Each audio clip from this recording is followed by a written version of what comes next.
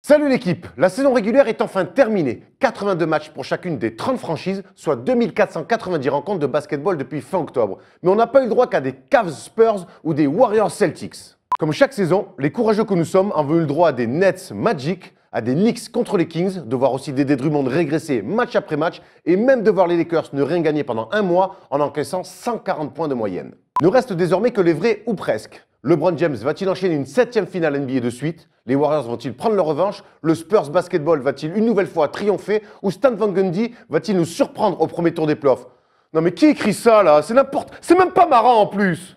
Une saison régulière NBA, c'est long et ça fait parfois mal aux yeux. Mais c'est bien connu, il faut souvent souffrir pour apprécier les bonnes choses. Alors, fini la souffrance, place à la joie, place au match fou, place aux surprises, place au vrai coaching, sauf pour Fred Hoiberg, enfin bref, place aux playoffs.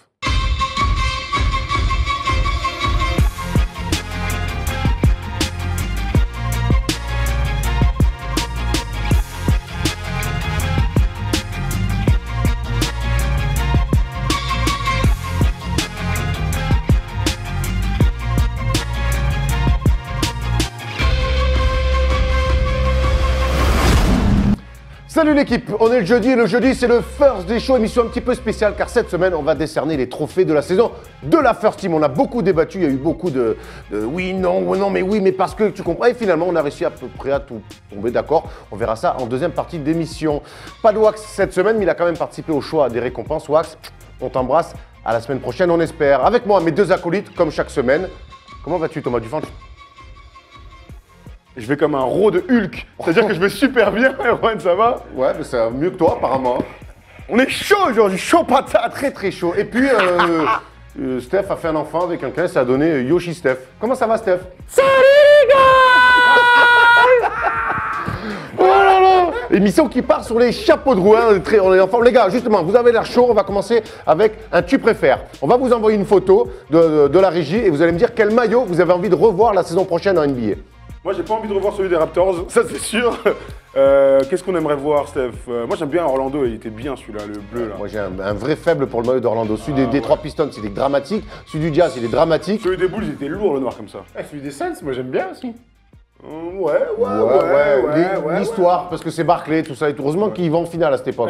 Michael Jordan, bien gaillard, son bras droit. Ouais. Bien chauffé, gros bras droit, Michael Jordan. Plus que Karl Malone d'ailleurs. Ouais. Incroyable son bras. Oh là là.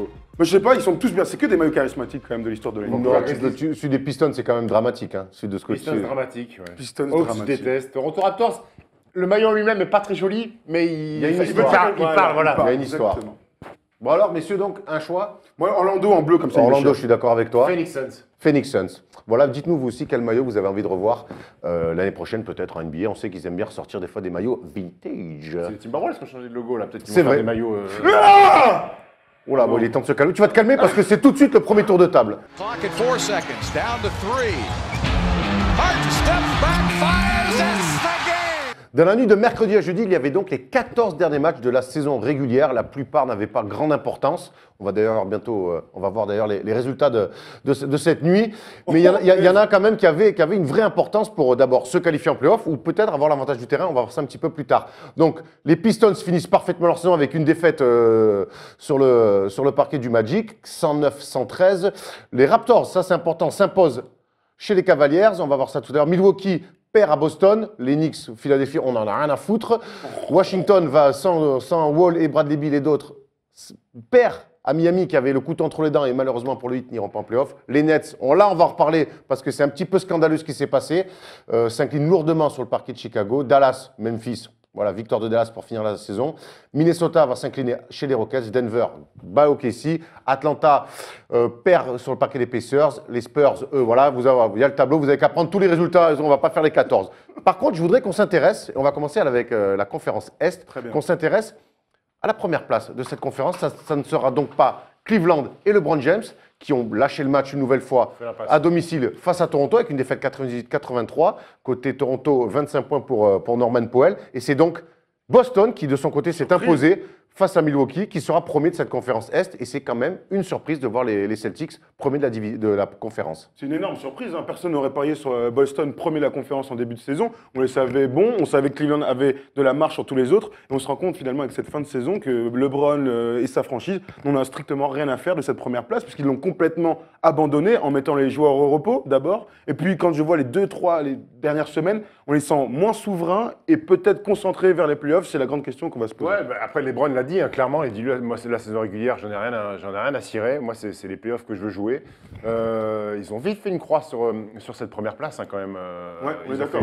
Mais c'est ça. Ils ont perdu l'incroyable comeback contre les Hawks. Je pense que ce match-là leur fait très mal. Deux fois les Hawks en 3 Deux jours. fois les Hawks, dont une fois où ils étaient à plus 26. Et après les deux derniers matchs de la saison, ils ont balancé. Ils ont balancé. Moi, je trouve que cette équipe des Cavs, elle n'est pas rassurante à l'entame du Money Time. Ils n'ont pas beaucoup de repères collectifs. Ils ont injecté beaucoup de joueurs. Ils en ont injecté 2 encore. Ils ont libéré Larry Sanders, que ça a été un flop total. Ils ont récupéré Dante Jones. Qui était en playoff l'année dernière, hein, Exactement. qui a eu des rôles d'ailleurs. Et ils ont récupéré le frère de Stoney Bugsy, Tavares, Titoff Tavares, le grand Techala de 2,21 m. Américano. Et encore des nouveaux joueurs dans l'effectif.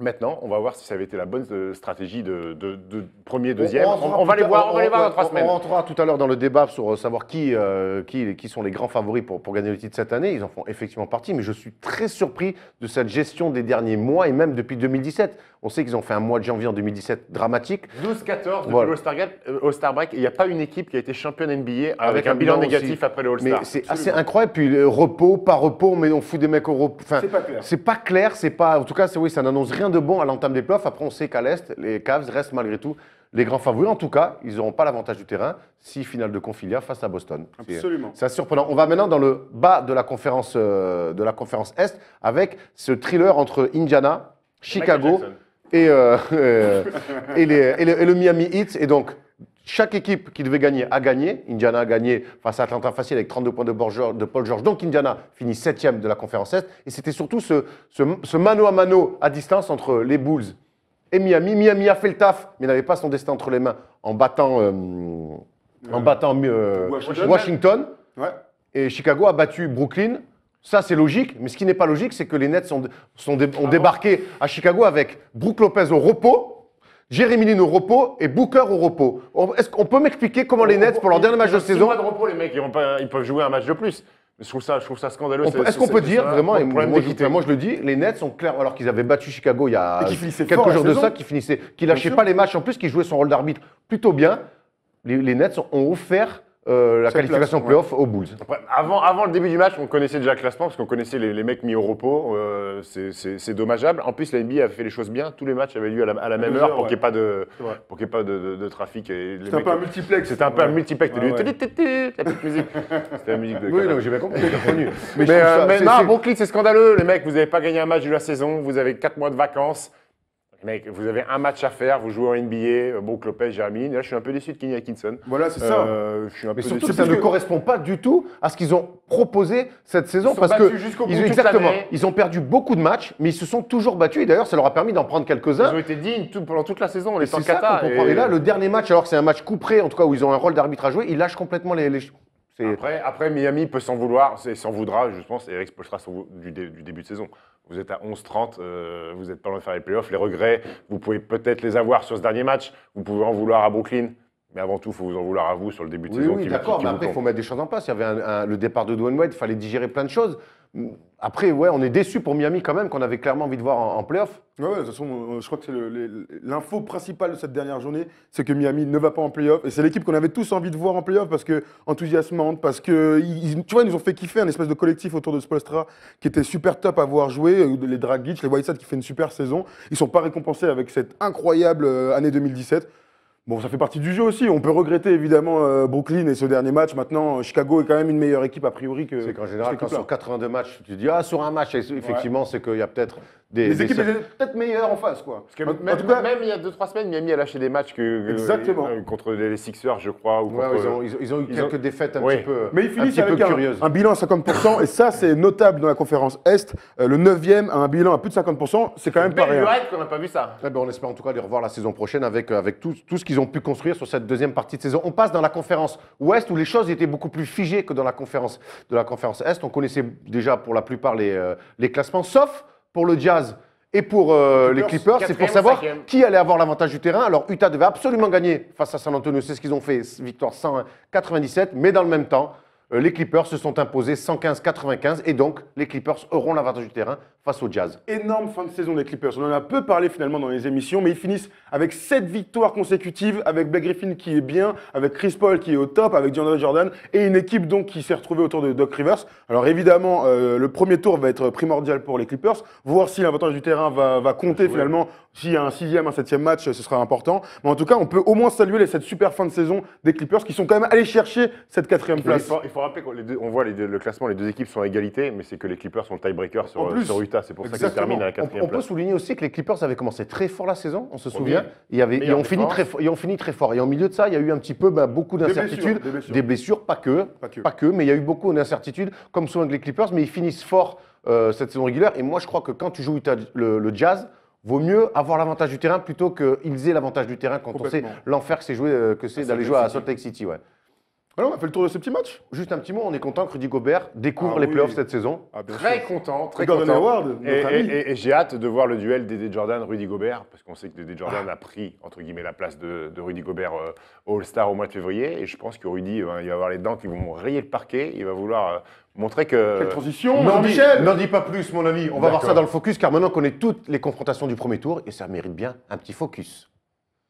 They do have a timeout. Decide not to use it. Curry, way downtown. Bang!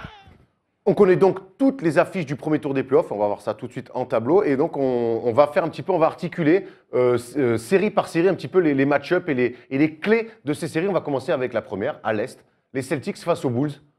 Qu'est-ce que tu en penses? Qu'est-ce qu'on en pense de cette série? What do you think about this game? Eh ben d'abord, c'est une série de 2 franchises mythiques, hein, mine de rien. C'est vrai que les Bulls traversent une saison clairement compliquée avec un effectif qui se marche sur la tête. Mais il n'empêche que quand je vois Celtics contre les Bulls, ça me parle. Du bleu contre le passé à Joachim Noah, coast to coast, le Thomas N1. Avec des cheveux fous dans le vent, comme ça, le cheval, on l'appelle.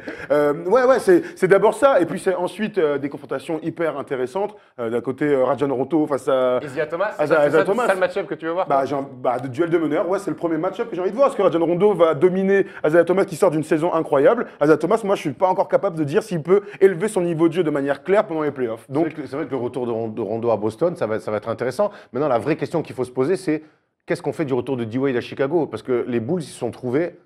C'est un peu curieux de le dire comme ça, mais c'est la vérité. Ils se sont trouvés sans D-Wade. Absolument. Donc, est-ce qu'il va le faire sortir du banc, comme on l'a souvent réclamé cette saison, qu'ils aient enfin un mec qui sort du banc avec un apport, ou il va encore le mettre pour starter avec Jimmy Butler, ils vont se marcher dessus. Tu parles de Fred Hoiberg, gros. Tu parles de Fred Hoiberg.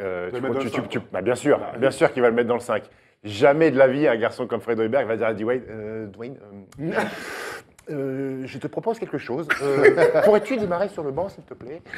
Non, c'est hors de question. Hors de question. D-Wade sera starter.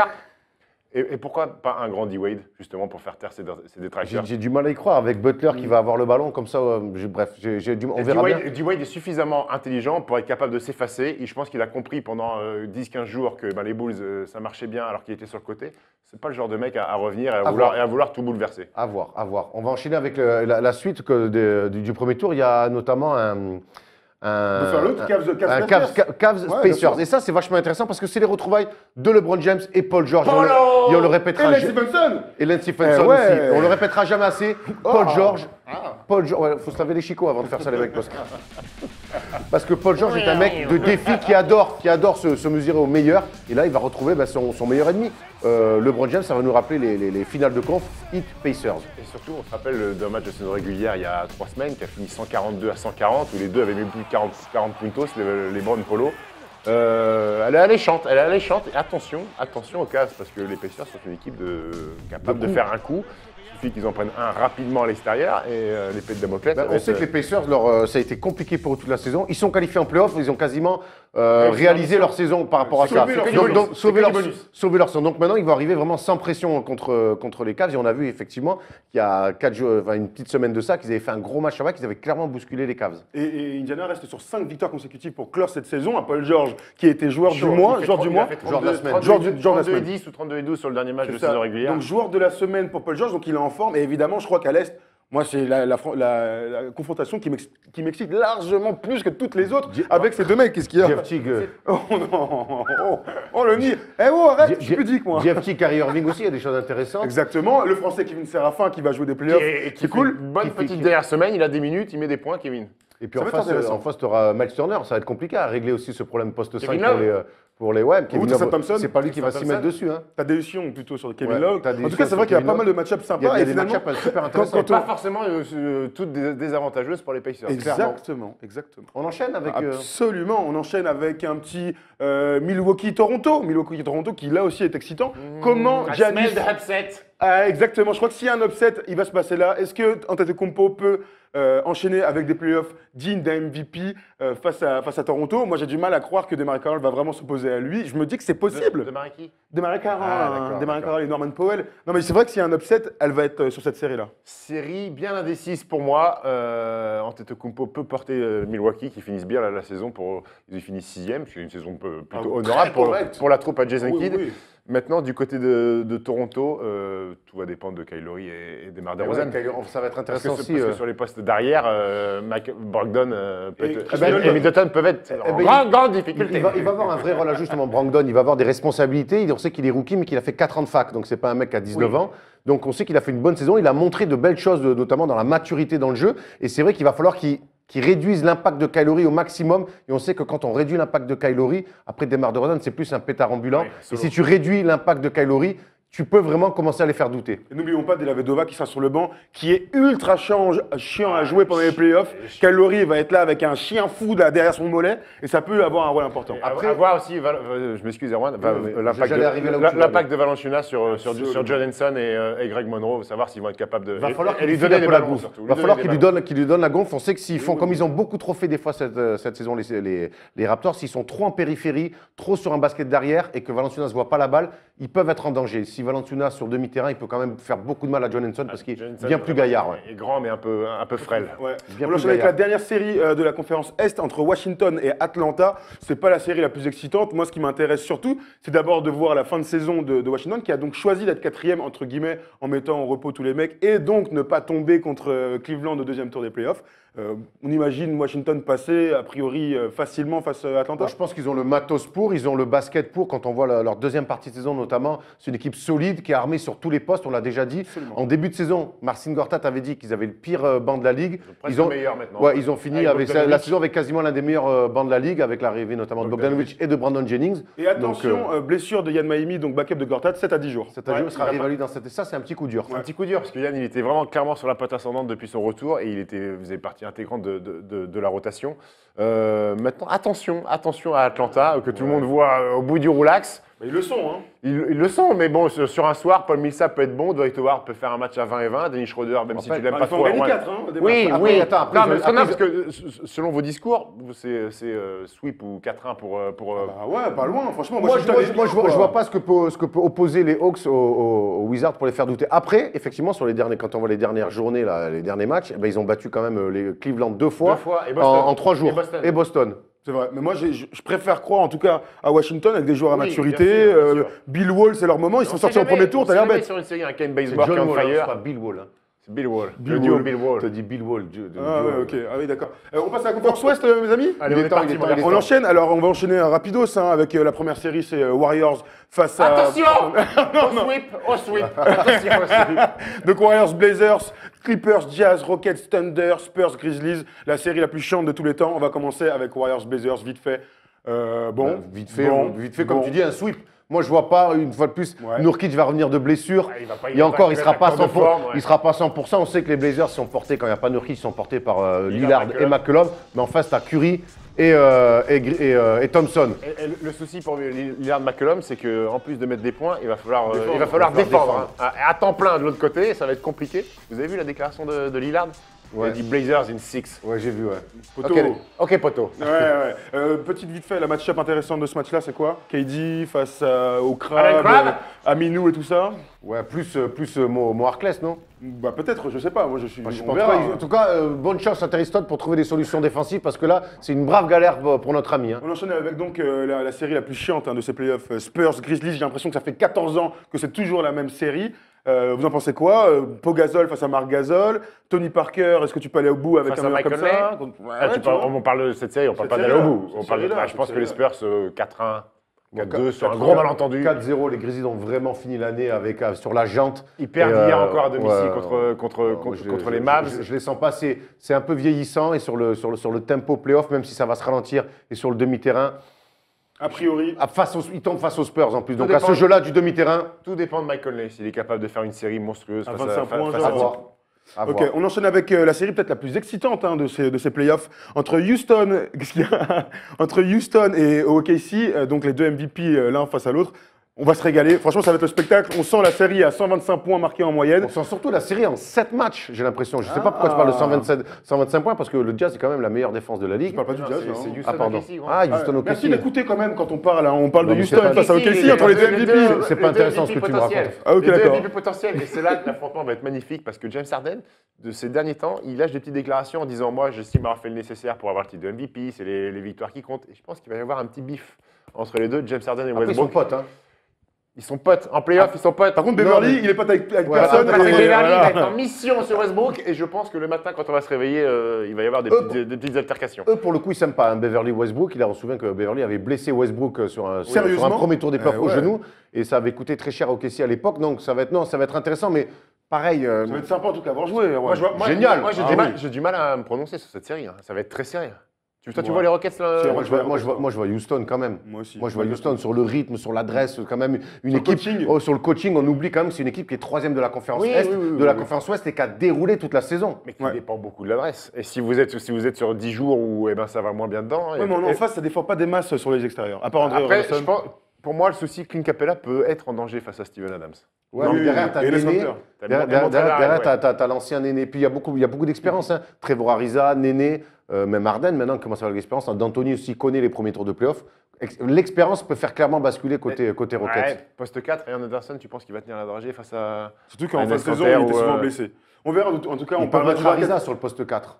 C'est vrai. Ouais, on parlera Ça du pique, bracket ça juste pique, après, ça pique, messieurs. Ariza. On passe à la dernière série et là, pour le coup, ça va être le la Jazz. série la plus C'est là où tu compliquée. voulais parler. Exactement, donc Erwan, Jazz face aux Clippers, Dale Jordan contre Rudy Gobert, Gordon Hayward contre l'homme invisible puisqu'ils n'ont pas de poste 3. Donc, Gordon Hayward. Gordon Hayward contre- Et évidemment, George Hill face à Chris Paul, c'est là le match-up le plus intéressant. bah, si Georgie déjà n'est pas blessé, hein, parce que on sait que cette année, il a raté quand même beaucoup de matchs. Et moi, je pense C'est la clé, Georgie. je pense que le Jazz a raté un petit peu sa chance avec l'avantage du terrain. On sait que s'ils avaient eu l'avantage du terrain, s'ils avaient un vrai plus, là, il y a 2 semaines, Coach Brown nous expliquait comment faire exploser la défense du Jazz. Et on parlait beaucoup, alors il y avait le pick and pop au large, c'est moins le cas avec les Clippers. Par contre, il y a des grandes courses dans l'axe. On sait que Blake Rudy, Griffin et Dédé voilà, Jordan, ça traîne un ça- petit peu, ça c'est court Maurice très Bates. ça court très vite dans l'axe et je crois que Rudy va avoir du mal à faire les allers-retours. Je pense que le Jazz va avoir tout intérêt, surtout face aux Clippers, à ralentir le jeu et à développer un jeu sur demi-terrain pour mettre sa défense en place. Est-ce que tu penses que Gordon Hayward peut être superstar sur cette playoff? Qui va défendre sur Gordon Hayward Bah, sur c'est le pour poste ça que je 3? te pose la question. Jamal Crawford? Non, je pense pas. JJ Redick? Mba Mouté, il va s'y mettre. Ouais, Mais ouais, il est plus grand, Mba Mouté, il est moins vite, ça va être un taf à temps plein. Hein. Ah, oui, parce que Gordon Hayward, il a du ball handling, il a du drive, il a le tir à Ah 3 ouais, points, ouais. il a un peu de post-up. Quand Mba Mouté va les souffler et que c'est Jamal Crawford, Pierce. ils vont prendre du post-up à tel Arigo ou du 1 contre 1 Mais bon, ça fait, quand même, ça fait 5 ans qu'on dit qu'il leur faut un poste 3, ils n'ont jamais réussi à résoudre ce problème. C'est un autre problème. Passons tout de suite au bracket, vu qu'on a fait le tour de toutes les séries intéressantes. Passons au bracket. On va commencer avec le bracket de Steph, si ça vous va en Ouais. régie, les gars. Elle est là, ma braquette. Oh non Ma braquette. Ah, braquette. Bracket, Ah, bah. vas-y, Polo, s'il te plaît, envoie le bracket. Oh punaise, j'ai honte. Allez, bracket de Steph en premier, vas-y. Eh ben, je vois un match serré, Celtics Bulls, on en a parlé tout à l'heure, 4-3, Wizards Hawks, logique respectée, Raptors Bucks, j'ai senti l'upset, mais je suis pas allé jusqu'au bout, j'ai quand même mis les Raptors 4-3, Cavaliers Pacers 4-2. Après, en demi-finale, Celtics Wizards, là aussi, match 7, et les Cavs qui plient les Raptors. Et en finale de conf, je vois quand même les Cavs avec l'expérience, même sans Pas la- vraiment de même surprise. sans la- Pas loin, mais pas de surprise. Pas vraiment de surprise. On n'est pas loin de la surprise, mais on se mouille pas jusqu'au bout quand même. Vas-y, on voit la conférence Ouest, on fait les deux d'un coup pour Steph, du coup, comme ça, on enchaîne. Conférence Ouest, le sweep au premier tour des Warriors, les Clippers en 7, je pense comme Erwan, les Rockets aussi en 7, les Spurs qui déroulent face aux Grizzlies, après les Warriors qui mettent une bonne branlée aux Clippers, et les Spurs qui gagnent encore en 7, ça fait deux séries en 7 pour les Rockets, mais cette fois-ci, ça passe pas. Et en finale de conf, Warriors-Spurs, et là, la jeunesse des Warriors et la vitesse sur la transition et sur le jeu rapide vont faire mal à nos amis des éperons. C'est très bien. Erwan, tu enchaînes toi avec la conférence Est. Ouais. On va vite là-dessus. Pas de problème. Alors moi, par contre, je vois une série facile pour les Celtics. Les Bulls, au vu de leur saison, ne méritent pas mieux. 4-1. Donc les Wizards, pareil, 4-1 face aux Hawks. Les Raptors ont bien galéré là-dessus, Steph, je te rejoins, 4-3. Et Cavaliers, face aux Pacers, vont aussi devoir s'employer avec 4-2. Par contre, en demi-finale de conf, c'est là où ça se corse pour moi. Je vois les Wizards sortir les Celtics parce qu'avec leur longueur de banc, ils vont pouvoir vraiment contester ce basket d'arrière qu'ont les Celtics. Et les Raptors, par contre, je les vois exploser face aux Cavs. Pour moi, ils n'ont pas le matos pour lutter face à eux. En finale de conf, je vois les Wizards en prendre 2, ce qui serait déjà pour eux un bel exploit. Et donc, LeBron James s'en aller vers sa 7e finale de NBA d'affilée. Allez, vas-y, pour conférence Ouest, vite fait, Erwan. À l'Ouest, tu es complètement d'accord avec à l'Ouest, 4-0 les Blazers, voilà, pour les mêmes raisons que Steph. Je vois les Clippers passer en 7 parce que l'avantage du terrain, les Rockets en 6, les Spurs détruire les Grizzlies. Warriors qui démontent Paris, les Clippers 4-1. On sait que de toute façon, les Clippers, ça s'arrête toujours en demi-finale de conf, c'est une surprise pour personne. Et moi, mon gros coup, c'est là. Je vois les Rockets battre les Spurs 4-2. Je pense que James Harden va leur causer des problèmes insolubles et qui vont galérer finalement, voilà, tu vois, qui vont vraiment galérer. Je ne sens pas Aldridge très concerné et que pour défendre sur Leonard, que ça soit Ariza, il y a des mecs pour défendre là-bas et tout, pour s'opposer à lui. Je pense qu'ils peuvent faire un petit coup avec une adresse incroyable sur une série. Par contre, ils ne passent pas les finales. Hein. Ouais, ensuite, derrière, ils ne passent pas les finales parce que les Warriors, pour les mêmes raisons que Steph, ça va trop vite, c'est trop fort, ils sont trop revanchards. Et donc, pour une finale, un remake Warriors Cavs. Donc, pour toi, les Warriors ne vont perdre que 2 matchs sur cette conférence Ouest. On en parlera dans le débat. On fait le mien vite fait. On est pratiquement d'accord sur la plupart des choses. Vas-y, Polo. Conférence Est, je vous passe le premier tour parce que c'est plutôt clair. Celtics, Wizards, c'est là qui va être. Vous avez la même surprise. Ouais, enfin, la surprise ou pas. Hein. Moi, je vois les Wizards très forts et battre les Celtics dans une super, peut-être la meilleure série de toutes ces playoffs. De l'autre côté, Raptors contre Cavaliers, je vois les Cavs se mettre en mode playoff et défoncer tout le monde. Jusqu'au final de conférence, même si John Wall et Bradley Beal seront hyper méritants, ils ne passeront pas le cut des Cavs qui, pour moi, sont clairement au-dessus dans cette conférence. Tout ça nous amène où, mes amis? Au grand débat, mon grand. À ta conférence Ouest, peut-être. Hein. Ah, la conférence Ouest, mais la conférence Ouest, je suis carrément d'accord avec Steph. C'est-à-dire que le premier tour, ça va être sécurité Warriors, Grizzlies. Le Jazz, ce sera leur premier playoff. Je ne les vois pas passer le premier tour face à des Clippers plus expérimentés. Et évidemment, les demi-finales de conférence. Hein, les Clippers ne passent jamais. Les Rockets se font taper par les Spurs. Et une belle finale de conf entre Warriors et Spurs, opposition de style. Mais je vois vraiment les Warriors très forts cette année. Donc, ils vont en finale de NBA face aux Cavs. On n'a pas dit nos vainqueurs. Et non, mais non, on y va maintenant, calme-toi. Voilà. C'est dans le chacun sa team. Un peu de patience, Stéphane Brun. Merde. Stéphane. Dennis Rodman, if you forget all about the hair and all the tattoos, watching play basketball, he can do so. Alors cette semaine dans le chacun sa team, on va se poser une question très simple. Qui sera le champion NBA? On a sorti 3 favoris, 3 grands favoris, 2 à l'ouest, 1 à l'est, et 2 outsiders. Et on finira avec eux. On va commencer avec le champion, honneur aux champions, avec les Cavs. Donc les Cavs qui sont le tenant du titre, et rien que pour ça, ça en fait déjà des favoris. Il ne faut pas oublier quand même, on se souvient des Rockets qui avaient été champions en 93, qui avaient connu une saison régulière en 94 dramatique, pour finalement aller décrocher un back-to-back. Ceci dit, on le disait tout à l'heure en début d'émission, la saison régulière des Cavs, il y a de quoi avoir quand même des inquiétudes. Le truc, c'est qu'il y a des inquiétudes, on peut y revenir un peu après, mais ils ont surtout une force incroyable. Là, on voit leur bilan sur l'année, 51 victoires, ce qui est une toute petite saison. Je vous place ça comme ça, mais OKC, qui fait une saison honorable, est à 47, donc c'est juste à côté. C'est la même saison que le Jazz et les Clippers, qui sont que 4e et 5e de la conférence Ouest. C'est une toute petite saison pour un champion en titre. Malgré tout, 4e attaque, 20e défense de NBA, on pourrait y revenir plus tard. Mais ils ont surtout LeBron, et quand tu as LeBron dans ton équipe, en général, tu vas au moins en finale NBA. Et moi, j'imagine cette équipe avec LeBron, Kyrie et Kevin Love, quoi qu'il arrive, malgré le coach, malgré la défense, aller jusqu'en finale de NBA et voire même être champion, parce qu'avec ces seuls atouts-là, tu peux aller chercher le trophée Larry O'Brien. Steph. Yoshi, tout à fait d'accord avec toi. Yoshi, il est carrément fan des Cavs. Il a mis le maillot, il avait mis le maillot. Son pyjama. Non, après, quand vous avez les Browns dans votre équipe, les certitudes, vous les avez. Maintenant, c'est ce qui se passe autour. Kyrie Irving va être présent, Kevin Love va être présent. Maintenant, c'est les joueurs qu'ils ont ramenés. Est-ce que Deron Williams va pouvoir faire la maille au relais un petit peu de Kyrie Irving et pas laisser Irving jouer 45 minutes parce qu'il peut vite s'essouffler? Est-ce que Tristan Thompson va être capable de reproduire ses playoffs de la saison dernière où il avait été monstrueux en finale? Là aussi, elle est là, la clé, parce qu'en backup, poste 5, notre ami Tavares, il va pas jouer qu'un 15 ou 20 minutes. Et la clé pour les Cavs, c'est la prestation de Tristan Thompson. Moi, j'ai une question pour toi. Je sais que tu as un grand-oncle qui est coach. Le coaching de Tyronn Lue aussi, parce que l'année dernière, on sait que quand il s'était mené 3 en finale, ça s'était fait un petit peu. C'est LeBron qui avait emmené tout le monde avec lui. Mais peut-être que cette année, quand on voit que le parcours à l'Est risque d'être plus compliqué, que ce soit face à Boston ou Washington, une fois qu'ils vont les rencontrer, face à des bons coachs, est-ce que là, au bout d'un moment, Tyronn Lue va aussi avoir une carte à jouer? LeBron, il ne va pas pouvoir non plus coacher comme il a fait l'année dernière. Voilà. Donc il va falloir que notre ami Tyronn Lue ait un petit peu de la suite dans les idées. Et là, pour moi, c'est là où le gros point faible des Cavs, c'est que tactiquement, il sent pas trop les trucs, notre ami. Il sent pas trop les trucs. Il va surtout falloir gérer les rotations, pas cramer les mecs, parce que les séries s'annoncent un peu plus difficiles que la saison dernière. Donc si au premier tour, vous cramez déjà LeBron, Kyrie et Kevin Love à 44 de moyenne, après la suite, ça va être compliqué. Et là aussi, il va falloir qu'il implique tout le monde, qu'il ait des discours de confiance sur les joueurs de backup, sur les Kyle Korver, qui va avoir aussi un rôle très important. C'est final sur un Channing Frye. Il faut que ces mecs-là apportent quelque chose et ne soient pas dépendants du trio. Parce que... Après, ce qui est dingue, c'est que l'année dernière, ils vont au bout alors qu'ils sont hyper dépendants du trio et que c'est hyper figé en attaque. Et ils arrivent quand même Ils sont plus forts que ça, c'est ça qui est dingue. J'ai demandé l'avis à Cavs France, donc lui, le grand fan en France des Cavaliers, et il est clairement d'accord avec nous, c'est-à-dire que leur force, évidemment, c'est d'avoir LeBron dans leur équipe, mais leur gros point faible, et là, je prends ces mots, le gros point faible de l'équipe, c'est évidemment le coach. Il n'y a rien, aucun système, aucune rotation. Avec sa médiocrité, il nous met en grande difficulté, donc il est d'accord avec nous. Il dit il n'y a aucun système, il n'y a aucune forme de jeu. Mais est-ce que vous avez vu une équipe où il y a LeBron James, que ce soit à Miami ou à Cleveland, avec une forme de jeu et des systèmes? À Miami, on sait qu'autour de Spolstra, c'était une forte défense avant tout. Mais ce qui est marrant, c'est que quand on parle des Cavs, on n'est pas très enthousiaste à leur idée, mais finalement, ça reste nos grands favoris. Et on sait qu'une fois en finale, quand tu joues ta 7e finale de suite, donc ça lui fait quoi? Ça lui fait sa 8e finale au total.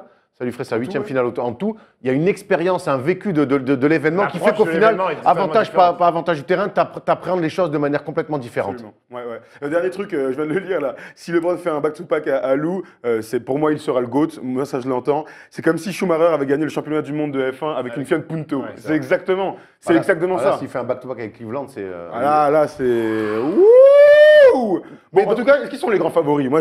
Ils font partie des 3 grands favoris. Absolument. Des 3 grands favoris, avec notamment les Warriors. Les Warriors qui l'année dernière avaient battu le record en saison régulière avec 73 victoires pour 9 défaites, mais qui s'étaient fait cueillir en finale de manière assez incroyable après avoir mené 3-1. Depuis, certains sont partis. Kevin Durant est arrivé. Et finalement, est-ce que c'est eux finalement les grands favoris? Ils ont le meilleur bilan de la saison régulière. Ils ont été très bons sur la fin de saison pendant la blessure de Kevin Durant et celui-ci est revenu. Et aujourd'hui, on a 67 victoires, 15 défaites. C'est une équipe quand même qui déroule, quoi. Mais qui déroule en attaque d'abord. Alors une superbe défense, ils sont 11e au Global NBA, mais on voit la defensive rating, donc ça veut dire que toutes les équipes sont au même niveau. Là, ils deviennent 2e de NBA. C'est quoi? C'est sur 100 possessions? Sur 100 possessions, absolument. Mais j'ai envie de parler de leur attaque, qui est peut-être l'une des plus belles de tous les temps de la NBA. Alors ils sont premiers à la passe, je sais pas, ils sont premiers partout, les Warriors. Ils arrivent à trouver, on parlait de coaching pour les Cavs. Eux, ils ont un coach qui est arrivé à mettre un système hyper efficace, fait de quêtes dans le dos, de tirs ouverts, de rythme dans le jeu, qu'on ne voit nulle part ailleurs aujourd'hui en NBA. Et moi, je me dis à chaque fois que dans les grands moments, il faut défendre, ils peuvent le faire, ils ont les joueurs pour le faire, mais il faut trouver des solutions en attaque et que les grands joueurs ne bitchent pas comme l'année dernière. Christina Cordula. Ouais, c'est clair, on regarde, mais qu'est-ce qu'il fait? Donc les Warriors sont évidemment les grands favoris pour leur attaque et pour leurs efforts défensifs dans les grands moments, on imagine. Ouais, c'est l'équipe la plus difficile à défendre qu'il y a dans cette ligue, fait de jeux de transition, du jeu en première intention, de shoot venu d'ailleurs, où parfois vous n'êtes pas encore en repli, vous dites il va pas prendre le tir, et bien si, il le prend, tu le prends sur la truffe. Et puis la défense est cohérente, et les mecs aiment se passer le ballon. Il y a des stars, certes, mais c'est des mecs qui aiment. Enfin, Steph Curry, il se régale de donner les ballons à Kevin Durant. Kevin Durant, il se régale de faire les extra passes à Klay Thompson. Il y a une alchimie, il y a une bonne entente, et surtout, ils sont en mission, ils sont là pour un but précis. Toute la saison, ils n'ont pas fait les fanfarons, ils ont perdu quelques matchs, ils font quand même 67 victoires, mais depuis le premier jour du training camp au mois de septembre, ils veulent aller en finale NBA et ils veulent être champions. Et ils sont focus là-dessus. Contre ceux qui étaient là déjà l'année dernière et qui ont encore la finale 3-1 en travers, Kevin Durant qui s'est fait traiter de tous les noms quand il a décidé de rejoindre les Warriors. Lui, voilà, c'est ça, par rapport à LeBron, par rapport aux Cavs et à LeBron, les Cavs, si LeBron est moyen, ça ne passera pas. Il faudra un immense LeBron. Chez les Warriors, avec un bon Kevin Durant, un moyen Thompson et un bon Curry, ça passe. C'est ça que je veux dire. Tu as le choix de tes armes, ce que Cleveland n'a pas. Ouais, d'accord. Et c'est vrai que cette affaire de mission, le truc, même les Cavs, mine de rien, Eux, ils ont réussi leur grand truc l'année dernière d'aller chercher ce championnat. Ils sont peut-être un peu plus jeunes. Ils sont posés. Cet orgueil, Exactement. Ils ont gagné. Donc on verra. Oui. La grande question de toute manière vis-à-vis de ces Warriors, c'est comment ils vont se comporter dans les très très très grands moments. L'année dernière, ils perdent à cause de Steph Curry qui est cata, des balles perdues catastrophiques, des shoots ratés dans les grands moments. Est-ce que cette équipe va réussir justement à se surpasser? KD, il a jamais eu de grands moments en playoff. Donc la grande question, c'est ça. Est-ce qu'ils vont mettre des tirs importants? Ils vont arrêter de perdre des balles et ils vont être très forts collectivement ensemble. Et surtout, savoir quand va arriver les grands matchs pour eux. Parce que le premier tour, les Trailblazers, ils vont pas être dans l'adversité, ils vont pas être poussés dans leur retranchement. Quand est-ce que va arriver les gros matchs de playoff et est-ce qu'ils vont être prêts à ces vrais affrontements? Alors, le vrai grand test, ça serait face aux Spurs, selon vous, parce que moi, je vois une finale de conf face aux Rockets. Donc, ça serait, selon vous, face aux Spurs en finale de conf. Les Spurs, pour vous, font partie aussi de ces favoris, mais peuvent vraiment, que ce soit battre les Warriors dans le tableau à l'ouest ou battre les Cavs en finale aussi? Les Spurs peuvent poser un problème aux Warriors dans la raquette, avec Aldridge et Gasol. On a beaucoup parlé cette saison, Zaza Pachulia et Javel Magui. Est-ce que ça va être suffisant dans la raquette? Est-ce qu'ils ne vont pas être en souffrance? Au final, ils gagnent 67 matchs. Donc, ils ont pallié un petit peu cette relative lacune et faiblesse. Mais les Spurs ont ces armes-là parce que Draymond Green va devoir soit défendre sur LaMarcus Aldridge, soit défendre sur Kawhi Leonard. Et il y a bien un des deux. Pau Gasol va se retrouver libre. Ils peuvent être en difficulté dans la raquette. Maintenant, je pense que le rythme va être énormément élevé, le tempo va être énormément élevé, il va y avoir beaucoup de possessions pour les Spurs avec Popovich, ils vont vouloir mettre le ballon sous le bras, jouer en marchant et ralentir le tempo. Et est-ce qu'ils ont cette capacité à encaisser tout ça, les vieillissants Spurs? Plus que ça, moi, il y a des certitudes avec les Spurs sur leur basket, sur leur académie de jeu. Ça, on sait qu'ils ont ces certitudes. Sur le coaching, on sait qu'il y a ces certitudes-là. Et donc, forcément, ils arrivent en playoff avec ces certitudes.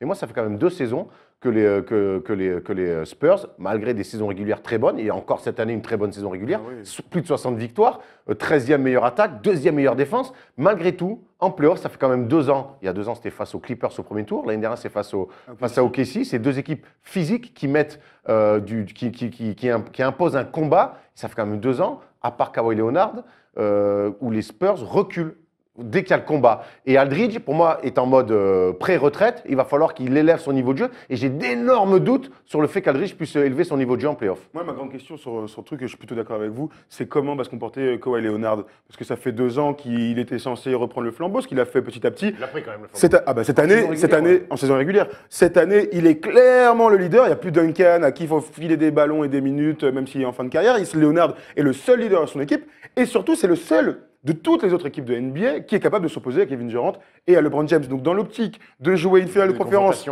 des confrontations face aux Warriors ou les Cavs en finale, moi je me dis qu'ils ont d'abord un joueur qui peut s'opposer en défense à ces 2 super joueurs et de leur poser des problèmes en attaque. Moi je me dis sincèrement, si Leonard joue à un niveau de MVP, c'est-à-dire qu'il prend son équipe, au niveau qu'il a pratiqué toute la saison. Il a le sac à dos, il met son équipe et il les amène. On a déjà vu ça en NBA. Eh bien ils seront capables d'aller jusqu'au bout. Je pense qu'il est vraiment capable de faire ça, Leonard, d'emmener tout le monde sur son dos. Il l'a fait sur plusieurs matchs cruciaux cette saison où il a été. Moi, je parle vraiment d'une série de playoffs là. Tu penses que face aux Rockets ou face aux Warriors là, dans votre optique, il est capable, ou même en finale, il n'y a pas besoin d'un Aldridge un peu plus investi, un peu plus fort quand même. Forcément, les Spurs n'ont pas. Mais ça, parce que moi, je pense que même avec un Kawhi Leonard dans le mode MVP, si derrière les mecs step up pas. Et c'est ce qui s'est passé les 2 dernières saisons, c'est-à-dire que les mecs n'ont pas step up à côté de ça. C'est pas passé. C'est ça que je veux dire. Ce qui est dingue, c'est qu'ils ont sûrement le meilleur coach, l'un des tout meilleurs coachs de l'histoire, donc avec Greg Popovich.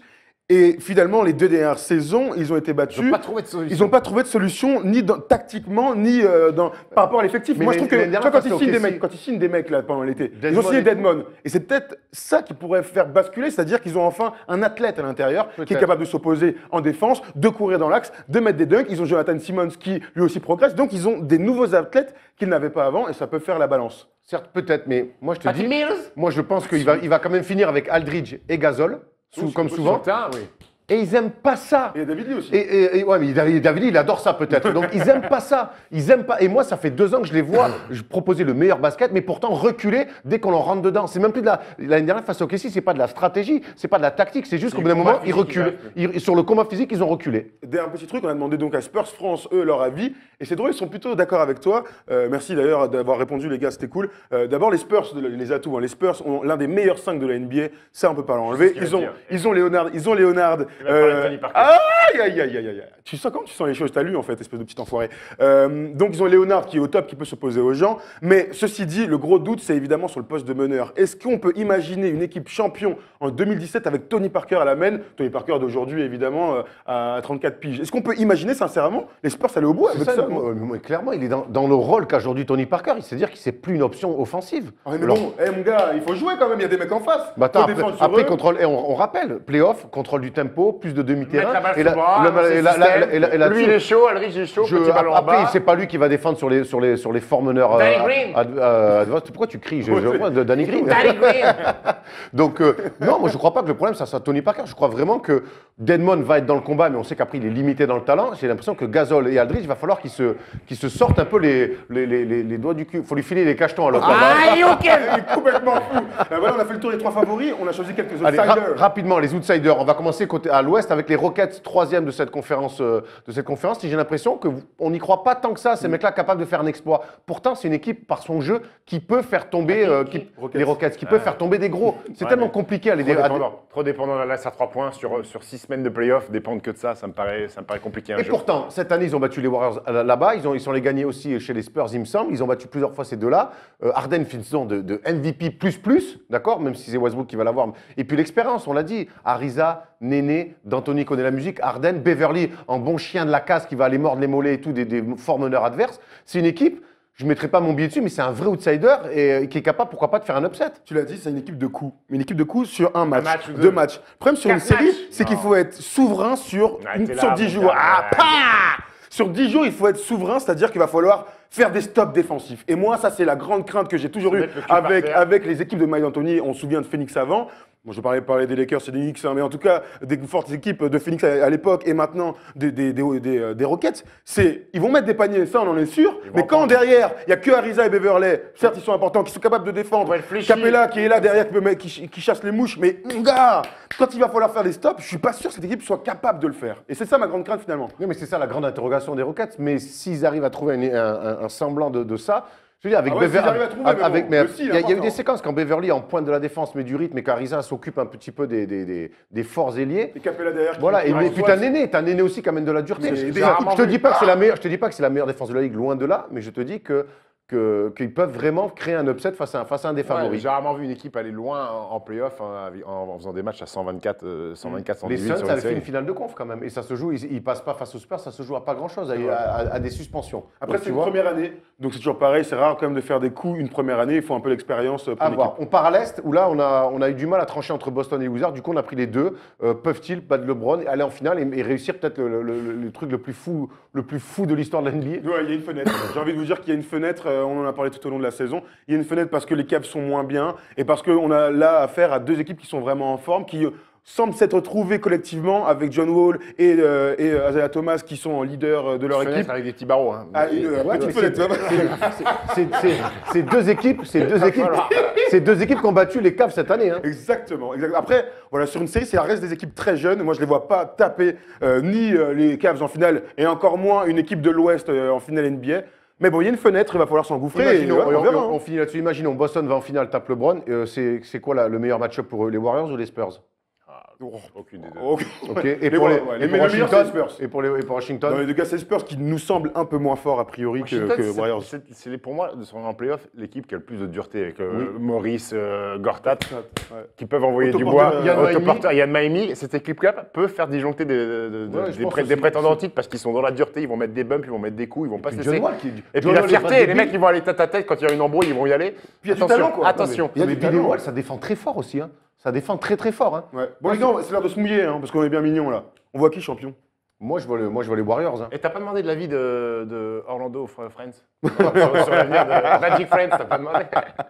Faut demander l'avis d'Evan direct. Au moins on sort Warriors. Ouais, moi aussi Warriors. Revanchard et puis l'effectif quoi. On l'a dit. Mais je dois prendre un risque les mecs parce qu'il faut bien qu'on se démarque. Je veux dire les Cavs. Back-to-back, ce qui serait et Wax depuis le début de la saison. Depuis 2012, il nous dit vous allez voir en 2017, ça va être. C'est vrai que Wax, quand on a décidé de parler de ça et tout, lui, il n'en démordait pas, il le dit depuis le début de la saison, on ne peut pas lui enlever ça. Il voit les Spurs champions. Je vais parier un petit billet avec lui d'ailleurs. Ouais. Et qu'est-ce qu'il en pense, Coach Brown? Bon, il ne va pas nous dire ça, mais il va nous parler d'autre chose. C'est quand même sympa.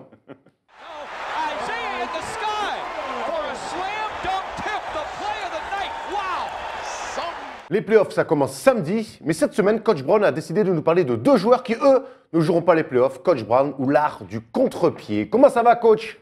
Salut Erwan, salut Tom. Ça va, coach? Vous avez la forme? Pas mal. Passez une bonne petite semaine? Très bonne semaine. Ouais, alors moi j'ai décidé de m'intéresser à 2 joueurs qui sont peut-être l'avenir de la NBA et qui sont malheureusement en vacances. Nikola Jokic versus Kristaps Porzingis. Voilà, Knicks et Nuggets, c'est fini pour eux. Enfin, les Knicks, ça fait un bon bout de temps qu'on savait que c'était fini. Denver s'est battu un petit peu jusqu'à la fin. Et maintenant, ce sont 2 franchises qui regardent vers le futur avec 2 vrais joueurs pour bâtir autour. Ça va être vraiment l'avenir de ces deux franchises. Ce sont 2 joueurs européens, un letton Porzingis et un serbe pour Jokic. Les 2 ont été draftés en 2014 en même temps. Tous les 2 viennent de finir leur saison sophomore. Et on va donc s'intéresser à savoir qui est le meilleur joueur aujourd'hui et qui a peut-être la plus grande marge de progression. Donc on va voir ça en plusieurs points. On va commencer par le physique. On sait que le poste de pivot, c'est le poste le plus physique en NBA. Et là-dessus, Nikola Jokic a un petit avantage sur Porzingis. Il est bien bâti, il fait 2m11, 114 kg, assez dur, assez costaud. Pas tout à fait encore découpé, un peu pâteau. Il a besoin encore d'aller en muscu et de faire une vraie diététique. Alors qu'à contrario, Porzingis, c'est 2m21 pour 109 kilos seulement. Porzingis a besoin de se muscler. Porzingis a besoin d'aller en muscu pour son jeu au poste bas. Qui mange aussi. Qui mange aussi, parce que son jeu au poste bas se résume à fade away sur une jambe ou des petits jumpers. Qu'il maîtrise très bien. Qui maîtrise très bien, certes, mais pour évoluer, pour devenir un grand joueur, il va falloir... s'épaissir. Rudy Gobert était dans le même process l'année dernière avec le Jazz pour s'élargir. Exactement. Par jour. Mais donc au jour d'aujourd'hui, Jokic est mieux que Porzingis, mais le souci c'est que les centimètres, ça s'achète pas, ça s'apprend pas. Et 2m21, ça fait long, ça fait très long, et c'est pour ça que sur la perspective d'avenir, pour moi, Porzingis sera au-dessus de Jokic. Au niveau de attaque, les capacités offensives de ces 2 joueurs, en 2015-2016, on avait un Porzingis qui a fait rêver la NBA avec des clack and dunk venant de nulle part, des fade-away, des tirs à 3 points. Et cette saison, il a montré aussi quelques signes d'amélioration. Porzingis, sur l'adresse au tir, il a gagné 2% au niveau d'adresse. Il était à 42 l'année dernière, il est à 44 cette année. À 3 points aussi, il est passé de 33 à 35%. Et surtout au scoring, il était à 14,3. Il finit à un peu plus de 18. Et cette menace légitime à 3 points, on sait dans une NBA...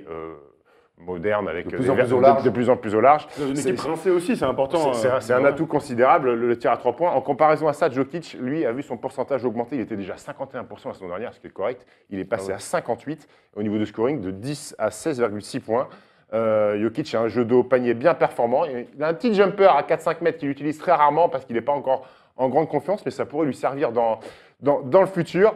Mais pour moi, avantage Porzingis, parce que être presque à 18,5, quasiment à 20 points dans une équipe avec Melo et Derrick Rose, ça vous classe un bonhomme. Et puis en plus, Porzingis a battu Jokic au Ski Challenge, donc j'ai envie de le mettre un petit peu devant.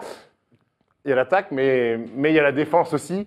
Ces 2 joueurs qui ont montré certaines choses dans la partie ingrate du terrain, mais il n'y a clairement pas photo entre les 2. Avantage Porzingis. Au niveau du contre, déjà, Porzingis qui a 2 contres de moyenne, alors que Jokic est à 0,7. Il manque de verticalité, notre ami serbe. Et surtout, les chiffres de Porzingis sont incroyables. Son attaquant direct shoot à 42% quand c'est face à Porzingis, alors que Jokic lui contient ses opposants à 54%. Donc il y a une vraie influence de Porzingis sur les duels. 4 de bras en même temps. Sur les duels. 50, le gars. Et en plus, les adversaires directs de Porzingis sont des joueurs qui shootent en moyenne plus de 16 fois. Donc en permanence, il a agressé le laiton, alors que Jokic doit défendre un peu moins, parce que c'est des joueurs qui, en général, sur son poste, tirent entre 12 et 13 fois. Donc là encore, clairement, avantage au laiton. Le passing game. C'est là où la bascule peut se faire, parce que mettre des galettes, c'est quand même le gros point fort du Joker. Et il domine très clairement le joueur d'Enix. 4,7 passes décisives pour Nikola Jokic cette saison, contre 1,5 à Porzingis. Quand les 2 joueurs sont sur le terrain, Jokic contribue à 28,5% des paniers des Denver Nuggets, alors que Porzingis, c'est 7% seulement. Alors en plus d'être un formidable passeur, avoir un sens du jeu, Jokic, il nous régale parce que c'est des no-look pass derrière la tête. Il a quand même ce sens de la passe qui fait clairement qu'il est au-dessus de Porzingis à ce niveau-là. Et Porzingis, c'est un point clairement qu'il doit améliorer. Même si scoreur, non, que Jokic. Oui. Scoreur pur dans le tir, il regarde le panier. Le joueur un peu plus complet, quoi, qui touche un peu à tout. Quoi. Et qui est très gourmand. Avec Erwan, on regardait un match de Denver il y a 2 jours. Il tente des passes par moment. Tu sens la gourmandise, tu vois, des petites passes comme ça, interception. C'est un filou. Alors, nous, on voit souvent dans les top 10 les belles, mais c'est vrai qu'il en rate quelques-unes. Mais même quand il les rate, tu dis, c'est bien tenté quand même. Tu l'as bien senti. T'as presque même envie d'insulter son coéquipier. Autre grosse lacune de Porzingis, le rebond. La partie rebond, c'est la grosse faiblesse du laiton. Les deux ont les armes pour être d'excellents rebondeurs. Jokic est à 9,5. C'est 2,5 de plus que Porzingis qui fait quand même 2,21 m. Alors, ces chiffres peuvent s'expliquer aussi parce que Porzingis joue pas mal de temps aussi en ailier fort, qui l'emmène loin du cercle, loin de la raquette, et que Jokic est aujourd'hui un joueur plus dur au niveau de la dureté, capable de prendre les contacts, capable de faire les boxas, de faire les écrans de retard pour aller au rebond. Mais là où ça m'inquiète, c'est que si Porzingis ne devient pas un joueur à plus de 10 rebonds par match de moyenne sur sa carrière NBA, c'est quand même honteux. Un mec à 2,21 m, tu dois te prendre plus de 10 rebonds par match. Mais je pense qu'il faut qu'il aille. Au-delà de bon ou mauvais rebondeur, c'est juste une histoire d'envie. Je crois qu'il a qu'à y aller aussi, le jouer. Il est souvent large, comme tu le dis, mais il a qu'à faire 2 pas. Il est dans la lutte au rebond. Et souvent, on le voit repartir déjà sur le repli et ne pas tellement participer au rebond. Pendant Donc, sa saison rookie, on l'a vu mettre plein de posters parce qu'il était agressif. Oui, tu vois, il y avait plein de rebonds oui. offensifs claquettes et on l'a beaucoup moins vu cette année, saison en mettre. Au rebond, c'est pas là sa plus grosse lacune, c'est les rebonds def. Normalement, il doit prendre oui. tous les rebonds sur les tirs qu'il y a, NBA sur les séquences. Mec, ça doit être lui pour prendre tous les rebonds. Après, coach, là, vous avez parlé d'un truc, c'est qu'il joue poste 4. Jokic, c'est vraiment, pour le coup, un pivot, même s'il peut jouer un peu 4, mais c'est un pivot qui est proche du cercle, alors que Porzingis, avec Noah. Même cette saison, Porzingis a eu beaucoup de minutes sur le poste 5. Mais quand tu joues avec Noah, tu prends moins de rebonds, forcément. Ouais, d'accord, mais surtout, le rebond, c'est une lutte. Vraiment, c'est une lutte. Et là, on sait que dans la lutte, dans le rentrage de Kwan, il n'aime pas ça. Il n'aime pas trop ça. Et donc, du coup, il se fait malgré ses 2,21, il a tendance à se faire trop facilement sortir de la raquette pour participer au rebond. Autre petit point, la longévité dans la ligue au niveau des pépins physiques. Alors c'est un paramètre compliqué à évaluer avec beaucoup de choses abstraites. Il faut savoir la dureté mentale. Est-ce que le joueur est capable de surpasser la douleur ou s'arrête au moindre pépin? Hygiène de vie aussi. Hygiène de vie, tout à fait. Mais bon, là-dessus, ça a l'air d'être correct. Donc je me suis intéressé aux matchs joués depuis le début de leur carrière. Donc ça va faire 2 saisons. Jokic a joué 152 matchs sur 164 et Porzingis en a joué 138. Ça reste correct. Porzingis a souvent été mis au repos par les Knicks pour des petits pépins, mais pas de choses bien graves. Alors que Porzingis, sur les 2 saisons, joue 7 minutes de plus en moyenne que Jokic. Mais ce sont 2 joueurs qui n'ont pas de blessures chroniques ou de pathologies graves. Donc, c'est 2 joueurs qu'on devrait retrouver 10, 11, 12 ans en NBA. Donc là-dessus, il n'y a pas de grande différence entre les 2 hommes. Le dernier petit point, c'est la consistance et la régularité dans la performance. Et c'est là que Jokic prend un petit peu le dessus parce que c'est quelqu'un qui va de match en match chercher les doubles-doubles, être performant. Il a fait 39 doubles-doubles cette saison, 6 triples-doubles contre 12 seulement à Porzingis. Et je trouve ces stats un petit peu moyennes pour un garçon de 2,21 m. Voilà, alors Porzingis fait toujours les efforts défensifs. Parfois, il peut passer à côté au niveau du tir, tandis que Jokic est souvent dans le combat. Et Porzingis a un énorme défaut, c'est qu'il est très souvent, très tôt dans le match, en foul trouble, à devoir aller sur le banc. C'est que c'est un joueur qui fait 4 fautes de moyenne par match. Souvent qu'il est face à des postes 4, mais quand il a des Millsap ou des trucs comme ça, si les mecs shootent 16 fois, c'est qu'il est ciblé. Ou Draymond Green, sur les déplacements latéraux, c'est très compliqué pour lui. Il fait quand même, que tu l'as dit, 2,21. Quand tu bosses sur un mec de 2, tu défends sur un mec de 2,02, 2,04. C'est compliqué. Pour Gasol là-dessus, c'est-à-dire qu'il est très grand, il va mettre des contres parce qu'il a le timing et tout ça, mais sur le pick and roll, dès qu'il faut sortir sur les petits, le gars, il peut plus rien faire. Ah ouais, c'est trop dur. Et donc le petit bilan, écoutez, la prédiction en tout cas, c'est que les 2 joueurs vont être All-Star. Ça, faut pas arrêter Nostradamus pour le dire. Les 2 ont déjà été pas très loin en février d'être All-Star. Ils ont été All-Rookie First Team en 2016. Les 2 vont être amenés à être le leader clairement de leur équipe. Peut-être un avant l'autre. Porzingis, on sait que peut-être que si Melo est tradé et tout ça, c'est lui qui va être au cœur de cette équipe. Donc ça va être un apprentissage et arriver à maturité un peu plus rapide que Jokic. Mais pour moi, Jokic, vous savez ce que vous allez avoir. Je suis curieux de voir si ça va vraiment être un franchise player, Nikola Jokic.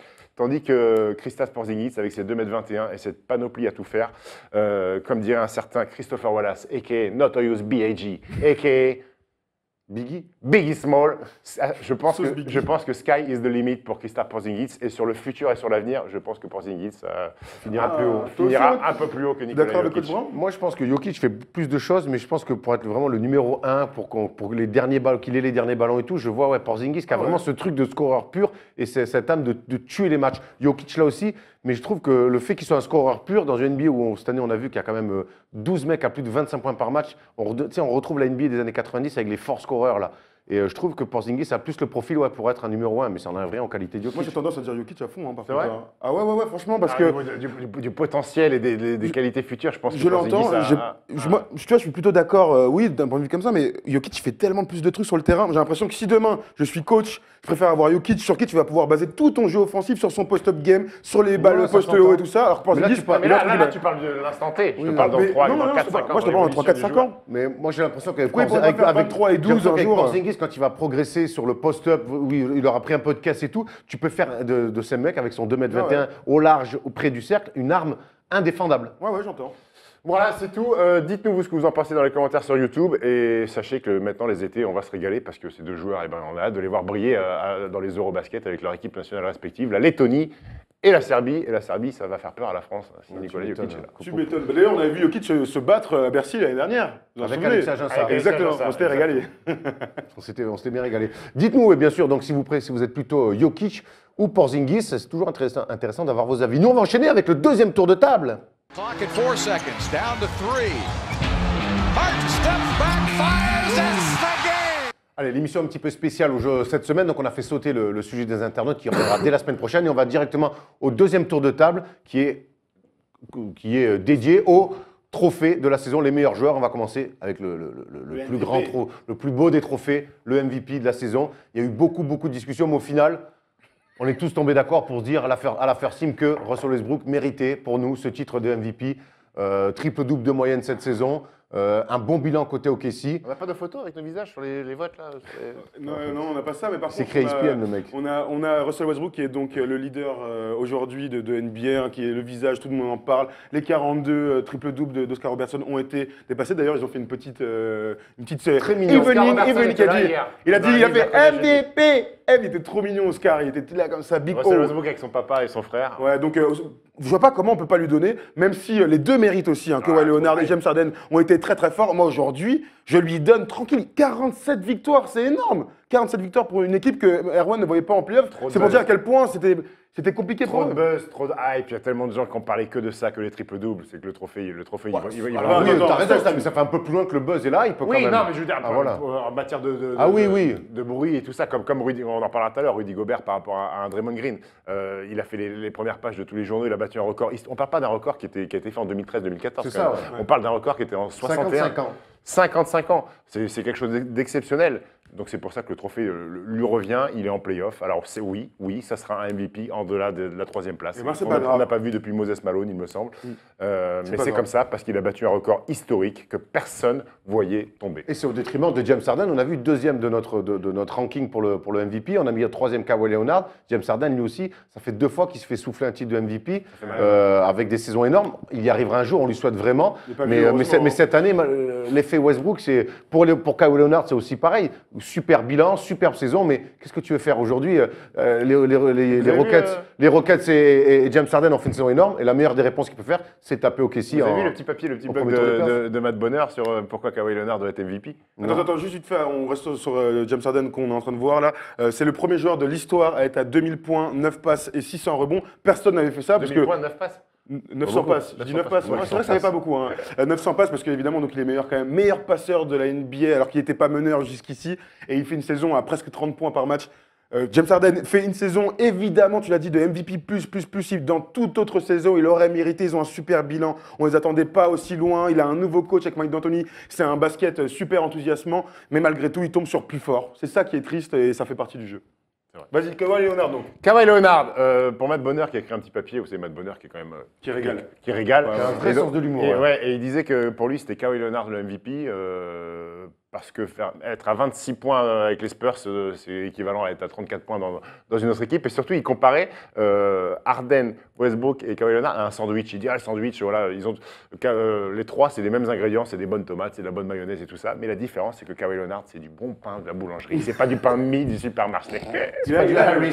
C'est pas du Harris. On rappelle quand même que Tim Duncan, qui a été 2 fois MVP, n'a dépassé qu'une seule fois les 25 points par match. Donc c'est pour dire et il jouait tous les ballons, hein. Donc imagine aujourd'hui Kawhi qui a 26 points, ouais, qui a presque 26 points de moyenne, c'est énorme évidemment, et surtout c'est celui qui a le plus d'impact en défense. Et de loin. Donc lui il a le coffre, il n'y a pas photo, donc il mérite lui aussi un titre de MVP. Tout le monde mérite. Mais voilà. Toi aussi tu mérites, Steph, toi aussi. Moi peut-être un peu moins, j'ai fait une saison après le Star Break, j'étais un peu moins bien, mais c'est vrai. Tu risques surtout de rater les débuts de la prochaine apparemment. On en reparlera. On passe au rookie les mecs, il y a forcément moins de choses à dire. La blessure de Joel Embiid a un petit peu tronqué le jugement sur ce titre-là, et nous on a décidé de mettre Dario Saric, qui finalement a pris justement parfaitement la relève de Joel Embiid sur la saison. On a mis donc Dario Saric des Sixers en 1, Malcolm Brogdon qui a été très bon et qui a viré de du 5 majeur Mathieu Dellavedova, et on met quand même Joel Embiid en 3e pour le peu de matchs qu'il a fait, mais comme il nous a régalé quand même, on voulait le mettre sur le podium. Dario Saric qui finit la saison à 12,8 points, 6,3 rebonds, 2,2 passes, à 41% au tir. Tu as le droit d'augmenter un peu Dario, mais en tout cas c'est une bonne surprise finalement parce que Super Dario qui arrive donc d'Europe. On savait qu'il avait du talent, hein, ça tout le monde l'avait vu, le Croate. Il arrive de l'Efes Pilsen, pas du tout. Anadolu Efes, pas mal. Ok, j'étais bien sur la carte. Malefes. Et il mérite évidemment parce que dès que Joel Embiid finalement s'est blessé, il a pris le leadership, ils ont continué à gagner des matchs. Il était à un moment à 20 et 10 sur un mois, il mérite largement. Alors voilà, 12-13 points, c'est pas énorme non plus. Surtout, il a fêté un petit peu ses détracteurs parce qu'en Euroleague, on le trouvait des fois un peu soft. Et là, en NBA, pour le coup, il s'est vraiment affirmé très vite. C'est un joueur qui a des meilleurs stats cette saison que l'année dernière en Euroleague, où il a fait une saison un petit peu décevante par rapport aux tentes. Mais c'est un vrai joueur de basket, hein, formé en Europe, un vrai QI, une qualité de passe, il met dedans à 3 points. Qui a dominé en Europe, sérieusement. Oui, bien gaillard. Un vrai joueur. Qu'on reverra à l'Eurobasket avec la Croatie. Mais quand on voit ces 3 joueurs-là, à part Joel Embiid qui s'est blessé tôt, c'est une QV rookie un petit peu quand même. On en a parlé toute l'année. Déjà, le numéro 1 de draft qui joue pas là-dedans, déjà ça fausse un peu les choses, hein, évidemment, Ben Simmons. Ben Simmons qui a été déclaré apte, vous avez vu? Ouais, il est à 100%, il peut jouer, mais c'est pas sûr qu'il fasse les Summer League. J'adore la NBA, c'est vraiment merveilleux. Et Brandon Ingram qui va mettre du temps à se développer, Malcolm Brogdon qui mérite sa place sur le podium. On parle aussi de Jalen Brown avec Boston qui est vite rentré dans la rotation, qui a eu un rôle et tout. Jamal Murray aussi à Denver. Voilà, c'est une QV de talent, mais qui va mettre beaucoup plus de temps que les autres. On enchaîne avec le MIP de la saison, et là, il n'y a pas vraiment eu de débat. Mais une blague. Il n'y a pas eu de débat, c'est le grec Giannis Antetokounmpo. Énorme saison pour lui. Je suis même sûr qu'il va avoir quelques voix pour le titre de MVP. Ah oui. Donc il a lu carrément, il n'y a pas eu photo. Les Bucks en playoff et Giannis Antetokounmpo, une saison de mammouth. Numéro 1. Nikola Jokic, Coach Brown nous en a parlé tout à l'heure, en numéro 2. Pareil, belle progression avec pas mal de triple-double. Il y a un vrai impact sur son équipe. Il y a Harrison Barnes qui, dans un nouveau rôle de go-to guy à Dallas, a répondu plutôt pas mal aux attentes. Giannis est le premier joueur de l'histoire de la NBA à être top dans les points marqués, nombre de rebonds pris, nombre de passes décisives, interceptions et blocs. Giannis est un ovni du basket aujourd'hui et on voulait le mettre, il va le mériter hein, évidemment, on voulait le mettre là parce que c'est son évolution dans les stats bien sûr, mais c'est son impact sur le jeu qui a clairement évolué. Et comme Paul George il y a 2-3 ans, il est passé d'un bon joueur à franchise player d'une équipe dans le 5 du All-Star Game et même des voix pour le titre de MVP. Paul George avait été élu d'ailleurs MIP aussi. Voilà, non, d'accord. Ouais. Ah oui, excuse-moi. Donc voilà, on est d'accord. C'est ton gars en plus. Oui, j'adore ce joueur en plus dans une équipe playoffable qui fait 6e. Il a régalé, il a mis clutch, buzzer beater, on se rappelle contre les Knicks. C'est chaud. J'ai envie de voir ce qu'il est capable de donner. Ce que ça va donner. On enchaîne avec le meilleur 6e homme de l'année. Et là, pareil, alors.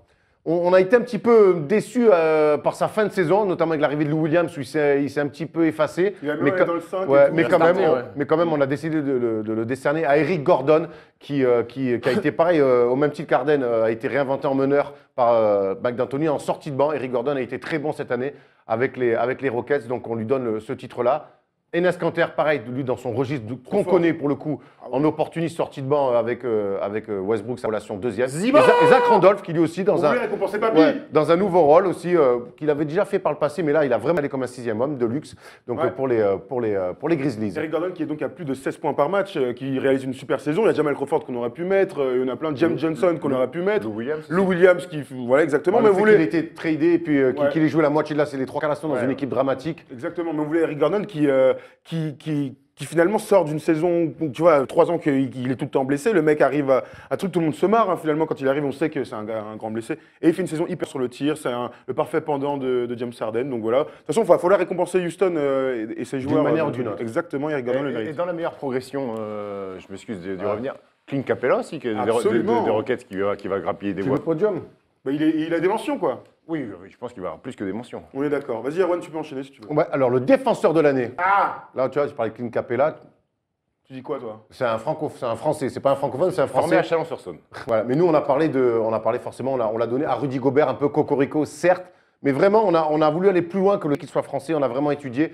Alors forcément, il est en concurrence avec Draymond Green et Kawhi Leonard. Rien que ça. Draymond Green, c'est un petit peu le James Harden pour la course au MVP. Et ça fait 2 fois que ça risque de lui passer sous le nez. Ça, c'est que nos pronostics. Tu penses que Rudy va gagner? Moi, je pense que c'est Kawhi Leonard qui va le prendre. Encore 3 fois d'affilée, là. j'ai Faut pas pas l'impression déconner. Il n'y a pas que lui qui défend NBA quand même. Non, mais moi, j'aime bien Kawhi Leonard. C'est un fort défenseur. Mais on dirait qu'il n'y a que lui qui défend NBA. Moi, ça me fait trop rire, les mecs. Non, mais Leonard, il défend trop fort. C'est le seul défenseur de la NBA. T'énerve pas. Non, mais c'est pour ça que j'aime pas les Marcus Smart, les Avery Bradley, les mecs qui se mettent le cul par terre, mais on n'en parle jamais. Donc, aujourd'hui, Rudy Gobert est le leader de la défense, de la meilleure défense de NBA, qui va aller en playoff en plus. Donc, avec une progression de bilan énorme, on doit lui donner. On doit lui donner.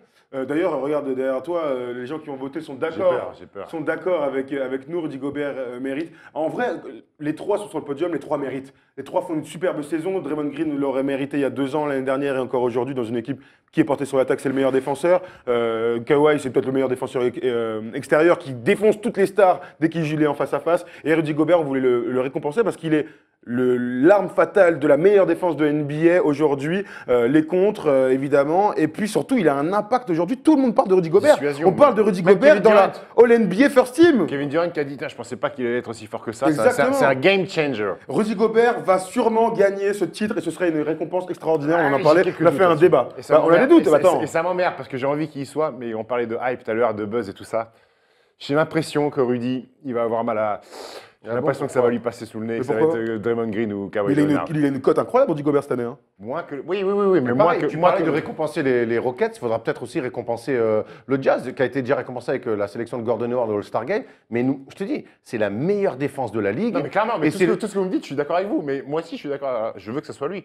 Mais je sais pas pourquoi j'ai un Tu le sens pressentiment. pas. Non. C'est ce que tu nous disais quand on préparait l'émission, mais Ça fait partie du jeu. au final, et vraiment, on a vraiment dépassé le cadre. C'est le français, on a envie de lui donner. Mais on a regardé, on se dit, cette année, on a beaucoup regardé le Jazz, on a regardé les stats individuelles, les stats collectives. C'est un mec qui change les matchs. Alors, Absolument. il y a les contres qui sont comptabilisés, Oui, et puis les mais il y a trajectoires toutes les liées. trajectoires qui sont changées. La tout ça et tout. protection du cercle. Enfin, voilà. Oui. Et l'impact sur les attaques adverses, Ouais, voilà. globalement, je veux dire. C'est-à-dire qu'au bout d'un moment, quand tu joues contre le Jazz, tu t'adaptes à leur défense. Et c'est évidemment grâce à Rudy Gobert. Bah, dites-nous vous aussi dans les commentaires si vous pensez que Rudy Gobert mérite ce titre de meilleur défenseur de l'année. On enchaîne avec un titre aussi sympa, c'est le titre de meilleur coach de l'année. Et là, on n'est pas tous d'accord finalement. Et là, On on l'a n'est donné pas- à quelqu'un collégialement, mais on n'est pas tous d'accord. Je pense qu'il peut y avoir débat. On l'a donné à Brad Stevens, donc, qui est premier de la conférence Est avec Boston. Énorme surprise. Le jeune coach qui a réussi à en mettre en place une équipe très rapidement, en 2-3 ans, une équipe sans star à Boston. Et aujourd'hui, on lui remet, et nous, on pense sincèrement qu'il va le recevoir. Malgré tout, est-ce qu'on est tous d'accord? Premier de la conférence Moi, je suis Est, d'accord. déjà.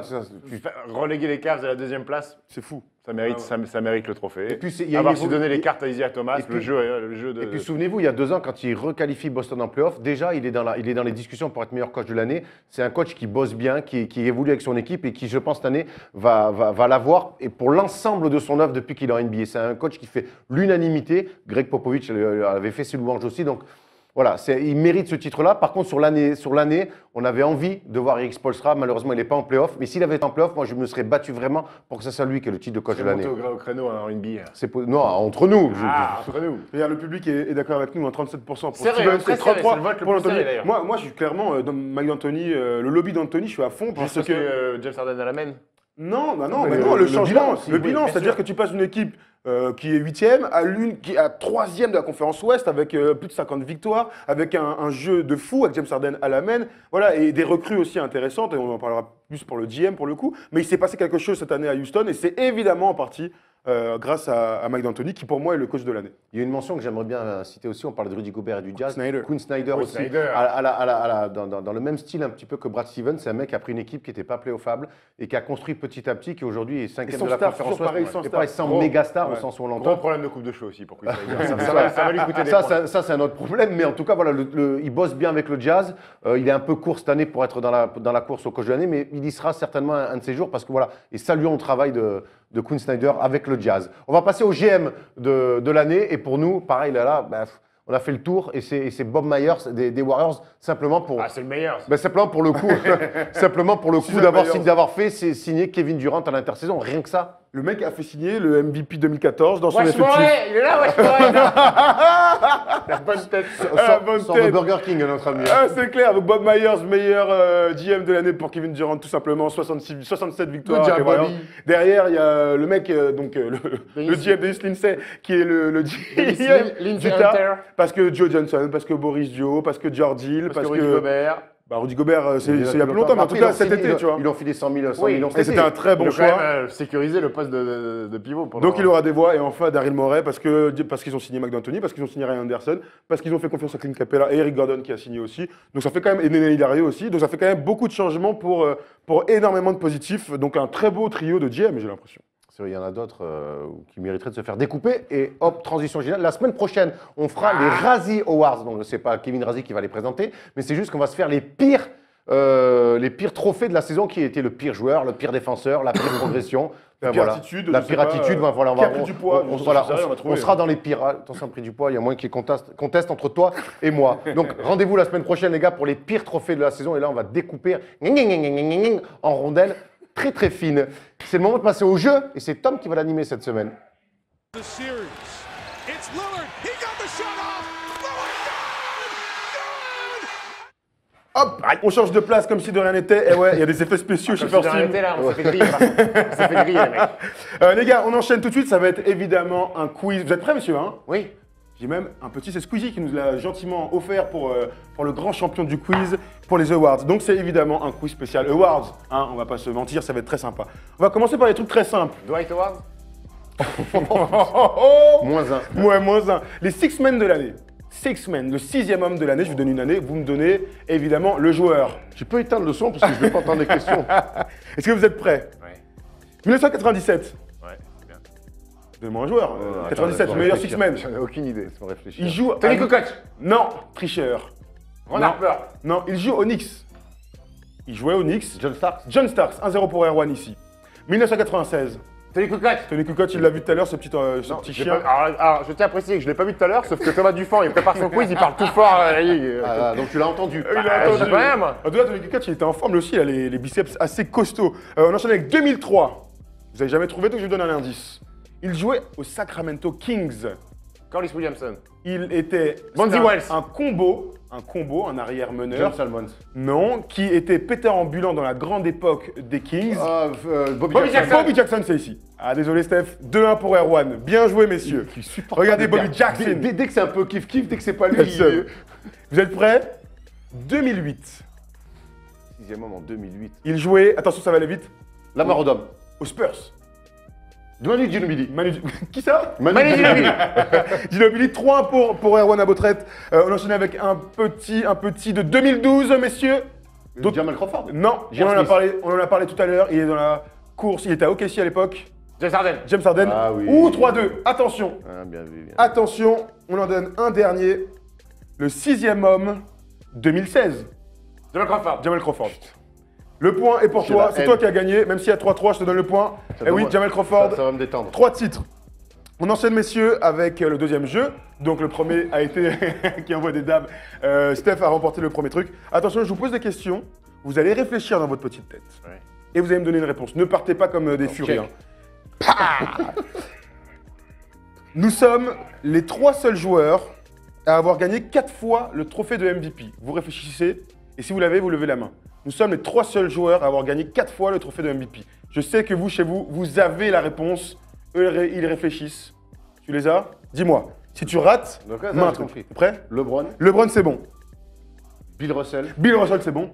Jordan. C'est faux. Eh ouais, 5 Jordan, fois il- Jordan. Ah ouais. Est-ce que tu as le dernier? Tu peux gagner. Je vais attendre que d'autres indices. Non, non, non. Il te reste un 3e mec à Attends, trouver. mais joue, les mecs, jouez. Soyez joueurs, quoi. Il n'y a pas d'oseille à gagner, quoi. Ils Qui sont trop a marrants. gagné 4 fois le titre de MVP? Alors, Bill Russell, Oui. LeBron James. Oui. Et un dernier. Le dernier, je dirais. Allez, sans-moi un mec, vas-y. Kobe Bryant. Oh, il en a gagné un, t'es sérieux, quoi. Oh, j'en sais rien. Karim Abdul-Jabbar. Pas du tout. Allez, vas-y, joue aux Lakers. Un mec qui a mis 100 points un jour. Oh, Will bon. Chamberlain. Point, Steph, je suis désolé, Erwan. Tu es Attends, désolé. je suis désolé. Joue, il n'y a pas d'oseille à gagner. Ouais, c'est non, pas mais grave, justement, t'as mais perdu. le mec, c'est ça ton aise, il a marqué 100 Je points dans suis un le match. joueur qui a gagné le plus de fois le trophée de 6e homme de l'année. Je Jamal suis Crawford. Jamal Crawford, un partout, on a vu sa photo. Merci Polo. Nous sommes 2 joueurs à avoir gagné 4 fois le trophée de meilleur défenseur de l'année. Ben Wallace. Oui. Et. Attention, erreur, c'est main à main Erwan. Allez, vas-y, on voit. Hakim Olajuwon. Faux. Tu as le deuxième? Ben Wallace. Ah, je l'avais en plus. Allez, envoie un truc. Mutombo. Truc. Mutombo, c'est pour Erwan. 2-1 pour Erwan. On enchaîne avec... J'ai été coach de l'année. J'ai gagné 3 fois le coach de l'année. Donnez-moi 2 noms. 3 fois, vas-y. Phil Jackson, Pat Riley. C'est faux, tu en as un.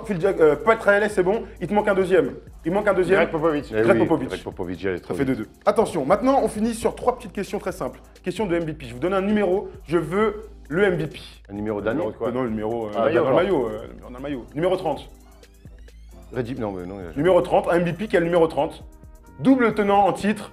Double Steph tenant en Curry. titre. Steph Curry. Ah oui, bon, Oh, les gars, wow. Numéro 13. Bill Russell. Non, Bill le Russell, 6, c'est le bon. 6. Non, c'est le 6, pardon. Non, C'est pas le du tout. 6. Double MVP. Will Chamberlain. Steve Nash. Will Chamberlain, c'est bon. Will Steve Chamberlain. Nash aussi. Vous en avez peut-être un dernier. Un numéro 13, MVP. Ouais, il n'y en a pas d'autres. C'est pas grave. Voilà. On enchaîne avec le numéro 21. Et là, c'est la grande question. Attention. Tim Duncan. Tim Duncan, est-ce que tu en as un? Vas-y. Il y avait Kevin Garnett, c'est pour toi. Erwan gagne la deuxième manche, c'est-à-dire qu'il y a un partout. Tout va se jouer sur le qui suis-je. Check. Ok. Ah. Vous êtes prêts? Est-ce que vous êtes concentrés? Qui suis-je? Je suis né à La Porte aux États-Unis le 5 mai. Oh putain. Le 5 mai 64. J'ai donc 53 ans aujourd'hui. À la porte. J'ai joué 4 ans pour la fac des Spartans de Michigan State. 4 ans. Je suis drafté en 22e position en 1986 par les Bucks où je ne joue qu'une seule saison. Attention les gars, je gagne le trophée de meilleure progression en 1991 où je passe de 7 points de moyenne à 17 points et 8 passes avec le Magic d'Orlando. Je suis Nicolas meneur, Brian Shaw. Dennis je Scott. porte le numéro 4, je détiens le record. J'étais l'année dernière Scott le coach Skiles. d'Evan Fournier au Magic, je suis Scott Skiles. Eh oui, bravo. Qu'est-ce qu'il y a, Steph? Non, mais de toute façon, tout ce qui touche aux skies et tout ça, Sky, on peut que gagner. Quoi. Erwan, tu as donc offert par Squeezie, my man. Je voulais dire que c'était le travail qui paye. Ça fait 4 ans que je suis dans la ligue et maintenant c'est récompensé mon coach. Merci à tous. Voilà, merci à tous de nous avoir suivis. On va rappeler quand même 2-3 trucs, On va Erwan. rappeler 2-3 très trucs. On important. va rappeler déjà que disponible. Elle est où ma caméra? C'est celle-là? C'est celle-là. Non, à droite. C'est ça. Qu'il y a toujours des places disponibles pour les camps du mois de juillet à la Hoops Factory. Allez-y, il Genre, n'y a rien de allez-y. mieux. Voilà. Et la deuxième semaine, il y aura en plus Evan Fournier. Allez sur le site de la hoopsfactory.com. Et ouais, c'est tout. On a fait C'est le tour. tout, On on se a retrouve fait dès lundi pour les spécial playoffs, les breakfast spécial playoffs. Et le lundi pour le first talk. Voilà, mais c'est Steph qui a remplacé. Et ça sera encore mieux que d'habitude. Exactement. Et peut-être on vous fera une petite confirmation lundi prochain dans le stream. Nous soyons dans le Prime et peut-être que nous allons inviter une dizaine de personnes pour assister à ce Prime dans une sympa, mes amis. Et on se retrouve donc lundi, Erwan. Bon week-end les amis. Ciao ciao. Scores! Dunks it! That was insane! Officially insane, LeBron James! Oh! I can't believe it went in! James! Oh, he throws it down! Here's George. Dunks it! Here's Irving with the alley-oop. He's going for it.